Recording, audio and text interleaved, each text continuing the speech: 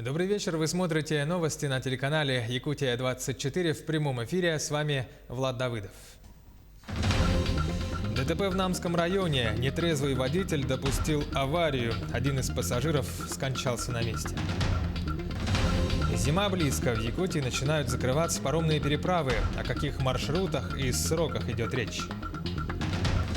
Миноборнауки сообщает, в школах республики осенние каникулы пройдут со 2 по 15 ноября.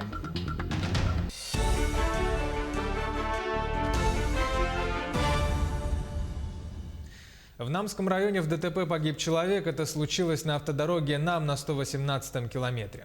36-летний водитель, управляя Toyota Ipsum, не справился с управлением и съехал на обочину и допустил опрокидывание транспорта. В результате происшествия 49-летний пассажир от полученных травм скончался на месте аварии до приезда скорой помощи. В момент ДТП погибший находился на переднем сидении, не пристегнутый ремнем безопасности. Ну а двое мужчин 43 и 46 лет находились в салоне на заднем сидении, они не пострадали. В ДТП сам водитель также травм не получил. Проведенное освидетельствование показало наличие алкоголя в организме у водителя. По факту ДТП будет работать следствие.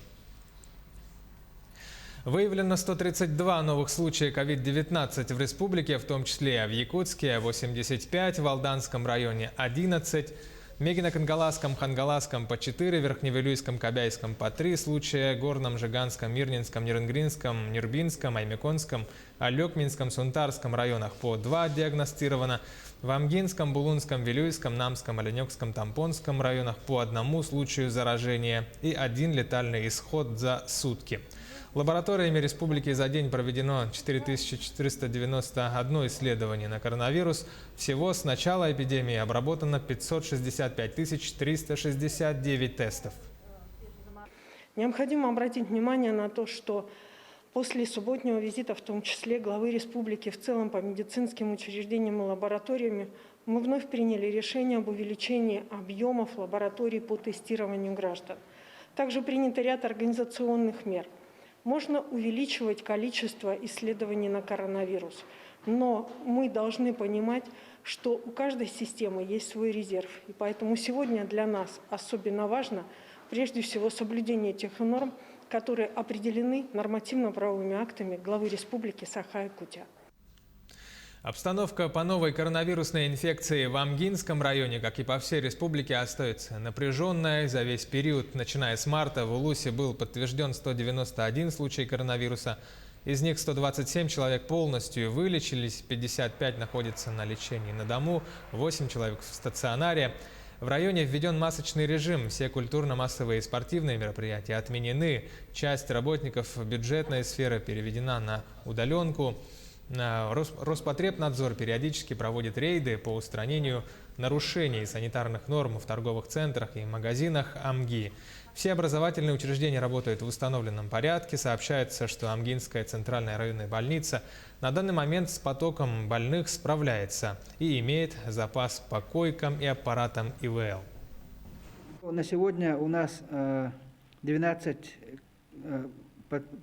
коек для ковидных и 8 коек провизорных.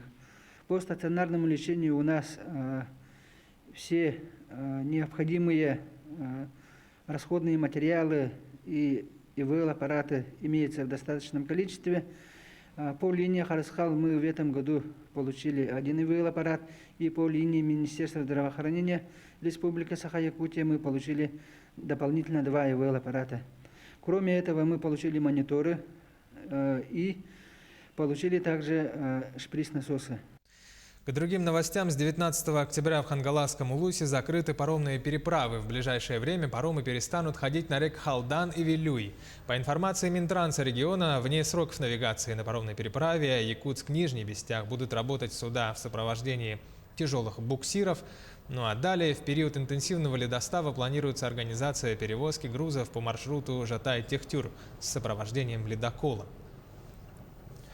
А круглогодичная дорога от столицы республики до села Кобяй откроется 23 октября. Ее строили одновременно с 2 сторон. Дорожники закончили работы на 2 участках дороги общей протяженностью более 25 километров. а также мостовой переход через реку Тюганя, который свяжет Горный и Кобяйские районы. Автодорога Кобяй должна обеспечить круглогодичный проезд с выходом на федеральную трассу Вилюй. Сейчас на ней устанавливают